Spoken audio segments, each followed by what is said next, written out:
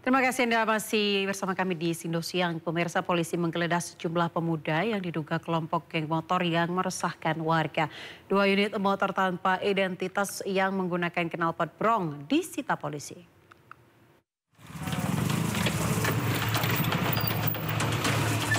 Tim Resmo Polsek Panakukang, Kota Makassar menggerebek sejumlah pemuda yang diduga anggota geng motor yang kerap meresahkan warga di daerah Meranti, Kota Makassar.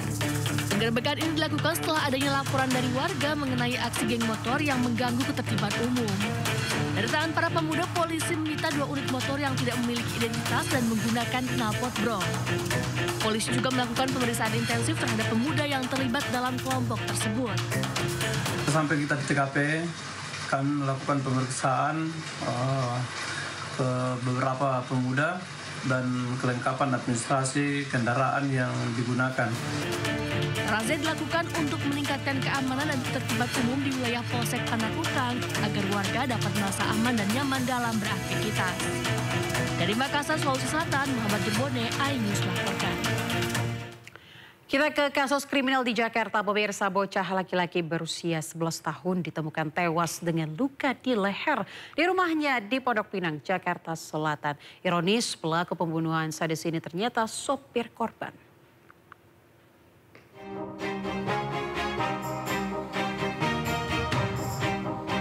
Warga Jalan Haji Muhi 8, Pondok Pinang, Jakarta Selatan digegerkan dengan penemuan jasad bocah 11 tahun di dalam rumahnya. Jasad korban ditemukan bersimbah darah di dalam gudang dengan luka sayat di bagian leher. Polisi langsung amankan seorang pria terduga pelaku pembunuhan yang tak lain sopir korban. Terduga pelaku langsung dibawa ke RS Polri Kramat Jati karena juga alami luka-luka. Dan ditemukan adanya korban anak umur 11 tahun dan didapatkan juga terduga pelaku bersamaan posisinya dan situasinya, tempatnya bersama korban. Saat ini polisi masih mendalami motif pelaku tega membunuh korban. Sementara keluarga korban belum bisa dimintai keterangan karena masih dalam suasana berkabung. Dari Jakarta, Helmi Sajangbati, iNews melaporkan. Keluarga Arya Daru Pagayunan merasa janggal dengan gelagat ADP di dalam taksi, tujuan yang berubah-ubah menyimpan tanya. Dan berikut perbincangan jurnalis senior Sindo News Lukman Hanafi bersama penasihat hukum keluarga Arya Daru Pagayunan, Dwi Liprianto.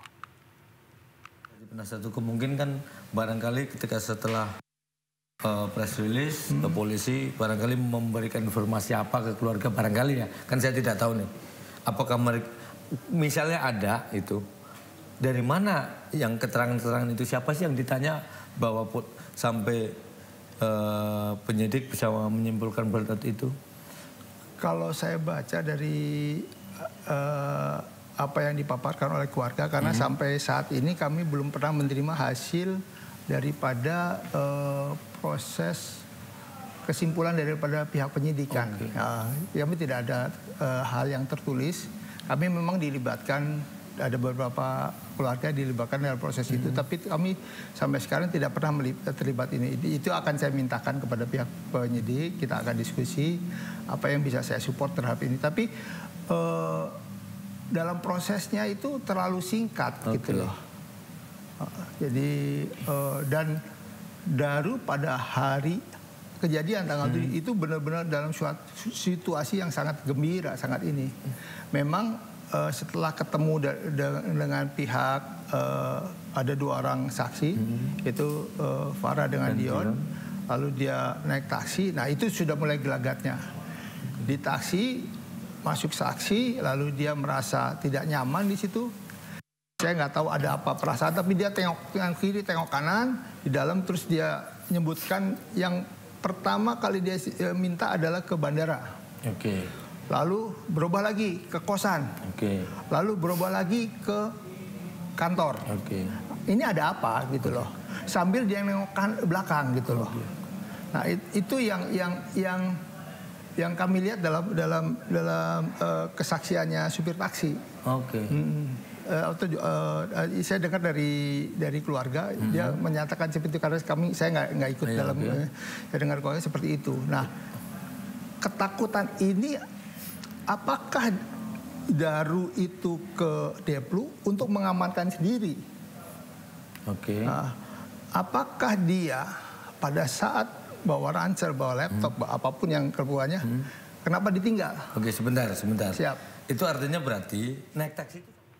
Ya, pemirsa, saksikan perbincangan lengkap jurnalis senior Indonews Lukman Hanafi bersama penasihat hukum keluarga Arya Daru Pangayunan, Dwi Librianto, dalam program One on One, Senin 1 September 2025 pukul 20.30 waktu Indonesia Barat.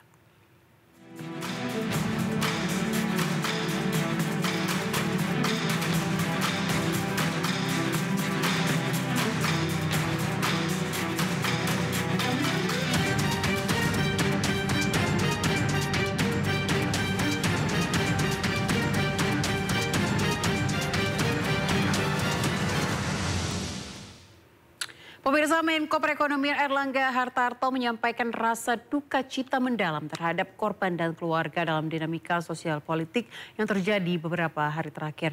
Erlangga juga menyatakan secara fundamental ekonomi Indonesia tetap terjaga. Menko Perekonomian Erlangga Hartarto menyatakan ekonomi Indonesia masih berada di jalur positif dengan pertumbuhan 5,12% di kuartal 2 2025. Meski sempat terguncang akibat demo ricuh, pasar modal Indonesia menunjukkan ketahanan luar biasa.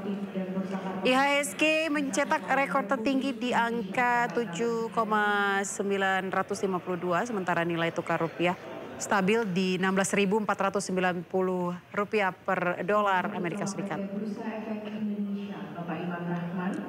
Erlangga mengajak seluruh elemen bangsa menjaga suasana damai dan saling menghormati untuk pemulihan ekonomi yang berkelanjutan.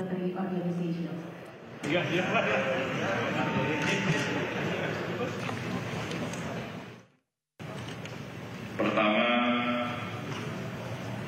saya selaku pribadi dan juga dari Kementerian dan Pasar Modal menyampaikan duka cita mendalam bagi para korban dan keluarga yang terkena dampak dari dinamika sosial dan politik yang terjadi di akhir pekan yang lalu.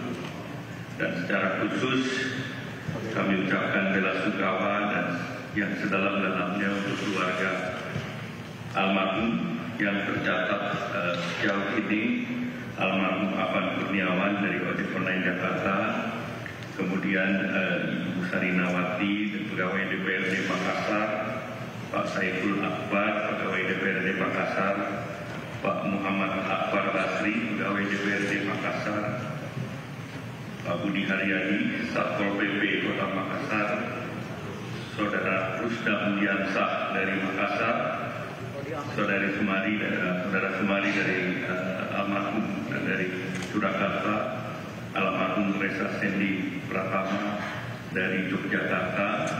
Dan untuk itu marilah kita sama-sama mengeningkan cipta, dan bagi yang beragama Islam mari kita bacakan Al-Fatihah.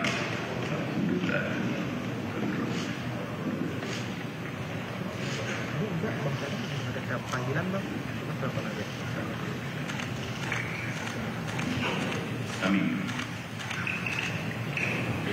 Peristiwa ini tentu merupakan pukulan berat bagi bangsa di tengah upaya membangun ekonomi yang kokoh dan berdaulat, dan tentu bisa dipahami terdapat kekhawatiran dan serta ketidakpastian yang dirasakan oleh baik itu masyarakat dan juga investor dan pelaku pasar.